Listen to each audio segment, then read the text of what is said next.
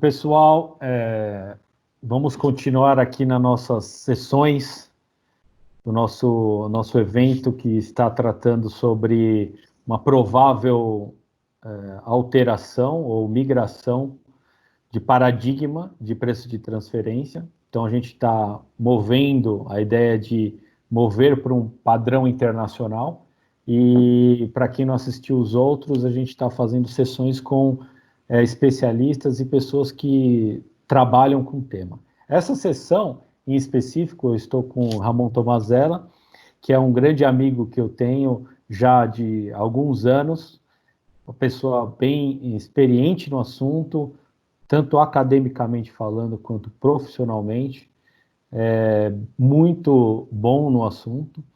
E eu vou já pular para o nosso tema, para que a gente aproveite melhor aí o tempo que temos, que não é muito, né? Então, Ramon, eu conheço você, conheço das suas ideias, acompanho, né, há um tempo, mas acho que seria legal você compartilhar um pouco, porque para quem não conhece o Ramon, ele é muito, ele produz muitos textos sobre tributação internacional e transfer pricing, inclusive, e das pessoas aqui no Brasil que têm uma visão crítica ao arm's length, eu acho que ele é um dos principais que eu gosto de ler. Ele certamente sofreu um nível de influência do professor Avi Yonah, tem estudado bastante possibilidades de formulary apportionment, críticas ao arm's length e à evolução do arm's length. E eu realmente acho que seria bacana que você pudesse compartilhar um pouco dessas ideias, dos seus estudos, o que seria legal das pessoas pensarem e refletirem, já que nós estamos pensando nessa transição. Então, eu gostaria de a gente começar assim, porque já não perdemos tempo, e você já começa a explicar um pouco o seu posicionamento. Bom, vamos lá, Igor. Primeiramente, obrigado pelo convite. É um prazer participar desse evento. Acho que está sendo super interessante as discussões sobre o preço de transferências e perspectivas para o futuro, né? E eu acho que para responder a sua questão, primeiro eu preciso dar um passo atrás e tentar falar um pouco, né, ainda que brevemente, sobre as deficiências dos métodos tradicionais de preço de transferência, tanto sobre a perspectiva da legislação brasileira quanto sobre a perspectiva do OCDE, né? Sob o enfoque da legislação brasileira, acho que os problemas são conhecidos, né, de todo mundo que atua na área tributária, né? Então, a gente tem uma falta de revisão periódica das margens e de transparência, uma limitação aos ajustes de comparabilidade que são restritos às condições comerciais, né, aqui no Brasil. A gente tem aquela questão da ausência de análise funcional, de controle transação a transação, o que pode gerar problemas quando você tem uma variação nas margens dos produtos ao longo do período base, uma falta de mecanismos adequados para a resolução de conflitos, né? Isso os problemas estruturais, né, em breve resumo. E a gente tem um problema que eu acho mais grave, que é a questão sistêmica, no sentido de que o Brasil aplica esses métodos com margens fixas unilateralmente, né? Eu acho que o Brasil e República Dominicana são os únicos países que seguem essa prática. E quando você adota isso sob uma perspectiva unilateral, você gera o problema quando você coloca isso numa perspectiva global, né, da interação das regras brasileiras com as regras de outros países. Basta pensar numa simples questão de alíquota, né? Eu posso dizer que uma alíquota de 10% é suficiente para suprir a minha arrecadação fiscal, mas se eu comparar com o que os outros países estão fazendo e eles estão tributando a 2%, eu já vejo que o meu sistema tributário que eu tenho um problema, né? Então, sempre, né, quando a gente fala em tributação internacional, o sistema tributário tem que ser colocado em perspectiva. E, sob o enfoque da OCDE, eu também vou ter problemas relacionados ao próprio arm's length, né? Ele é uma ficção, né, jurídica. As sociedades que integram grupos econômicos, elas não estão negociando nas mesmas condições de que empresas independentes. Eu tenho ganhos de sinergia e de escala, né? Eu tenho um problema da falta de comparáveis, eu tenho questões de insegurança jurídica por conta dos ajustes de comparabilidade, da análise funcional, tenho questões de complexidade que tem aumentado, né, nas regras de preço de transferências da OCDE. Então, tudo isso acaba gerando um cenário que a gente tem que discutir, né, essas alternativas, né? Será que os métodos da OCDE, por exemplo, funcionariam no sistema brasileiro, com um fisco que é mais agressivo, um fisco que tem pouca capacidade administrativa e num ambiente em que nosso sistema é orientado para análise da natureza jurídica das operações e não tanto a substância econômica? Então, tudo isso gera essa discussão, né, de qual seria o caminho aí para a gente seguir para o futuro. E daí que vem a ideia do Formulary Apportionment, que vem sendo defendida, por exemplo, pelo professor Hilven, que você mencionou, e que ela é uma alternativa ao preço de transferência, porque, primeiro, ela acaba com essa ficção, né, do arm's length e de tributar as entidades jurídicas, né, cada pessoa jurídica como se fosse uma entidade distinta do grupo econômico.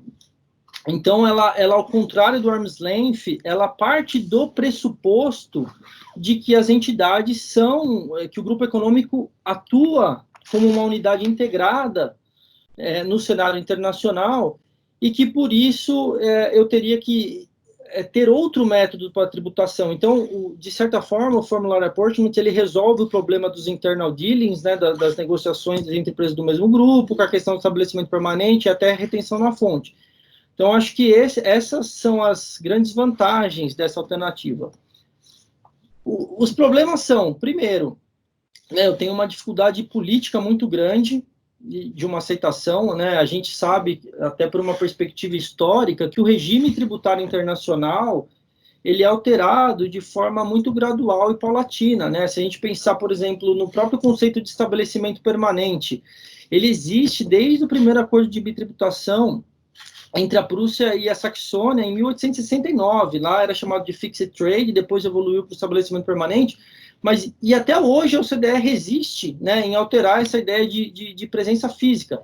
Então, isso mostra que essas alterações são graduais. Então, fora do âmbito da União Europeia, que eu tenho um órgão supranacional, né, e que eu consigo, eventualmente, adotar esse tipo de medida, eu acho que é muito difícil, politicamente, a gente caminhar para isso.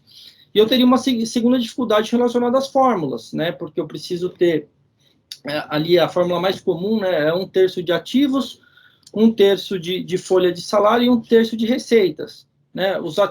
Primeiro, os países precisariam concordar com essa fórmula, e segundo, eu teria um problema por exemplo, né, contabilidade criativa em relação aos ativos, valorização a valor justo. Eu posso ter alguns outros problemas relacionados a essa fórmula. Isso sobre o ponto de vista político. E daí, sobre o ponto de vista jurídico, que também é importante, eu vou ter problemas com capacidade contributiva, porque daí eu deixo de tributar as entidades com base nos resultados que elas efetivamente oferiram e passo a tentar tributar com base numa fórmula, né? E daí o Schueri, né, até na Klaus Vogel Lecture de 2015, ele cita o John Keynes para dizer: é preferível estar mais ou menos certo do que certamente errado, para dizer que é melhor o arm's length do que o uso de fórmulas, do ponto de vista jurídico. E depois a questão do artigo 9º dos tratados internacionais, né, que é a base jurídica para o arm's length. Então, por tudo isso, né, questões políticas e econômicas, eu acho que o Formulary Apportionment não é uma alternativa viável a médio e longo prazo, inclusive, né? Então, eu acho que a gente teria que discutir outras alternativas, né? E daí a gente teria a questão do Destination Based Cash Flow Tax e talvez um regime híbrido, né, que meio que na linha que vem sendo discutida aí, um pouco com base no Pillar One e nessa perspectiva Brasil OCDE. Perfeito. Não, excelente. Eu acho que, de alguma maneira, o princípio arm's length, ele já vem sendo aplicado há muitos anos, né? Só que a complexidade, principalmente da relevância dos intangíveis, ela deixou as coisas bem mais complicadas, né? Então, mesmo na perspectiva internacional, Uma época, por exemplo, mais industrial, os métodos eles eram mais, digamos assim, precisos, porque a relevância dos intangíveis na criação de valor era menor, ou às vezes até menos precificável, vamos dizer assim, porque intangíveis sempre existiram, né? Mas a percepção do valor dos intangíveis foi mudando. A criação de novas indústrias que muito dependem de intangíveis foram sendo criadas, e hoje essas indústrias, principalmente da indústria digital, onde não há trocas de bens tangíveis, né? Elas tomaram uma proporção gigantesca, né? Então, esse desafio econômico, ele também é novo, né? Então, é normal ter digamos, uma revisão, né?